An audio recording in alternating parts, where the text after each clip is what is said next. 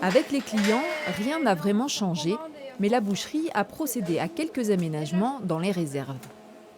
On a fermé une chambre froide pour économiser l'énergie électrique. C'est celle-ci en fait. Voilà, on l'a coupée celle-là, définitivement. Autre mesure prise par l'entreprise à la pause de midi. Tous les jours, nous répétons le même schéma. On coupe les vitrines pour économiser l'électricité. Donc tous les jours, c'est pareil. On essaye d'économiser le plus possible.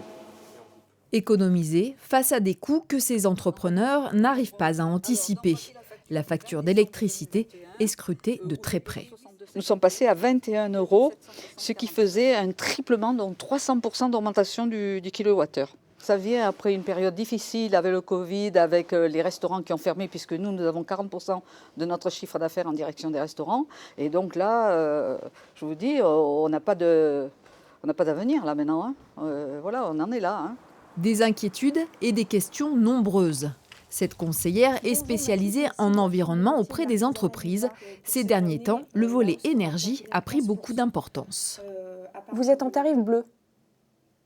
D'accord. Disons que je fais toujours le même travail, mais c'est vrai qu'on a les entreprises qui nous appellent sont la plupart du temps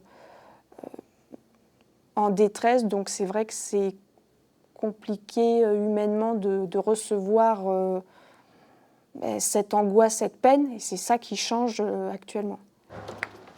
Bonjour. Accompagner les entreprises par téléphone ou directement sur place. Parfois, un diagnostic facture en main permet d'éclaircir la situation. Si vous voulez, en fonction de votre puissance souscrite, c'est ça qui va déterminer vers quel dispositif vous dirigez en fait. On ne peut pas vraiment se prononcer, est-ce que ça va beaucoup augmenter ou pas, mais ce qui est certain, c'est que cette crise de l'énergie risque de durer dans le temps et on ne paiera pas des prix de l'électricité comme auparavant. Ici, la facture d'électricité pourrait être multipliée par 5 en 2023. S'il y a une augmentation de ces charges, il y a forcément une augmentation de tarifs sur les prestations et produits sur nos clients. Une augmentation du coût de l'énergie amortie selon les cas et seulement en partie par les aides de l'État.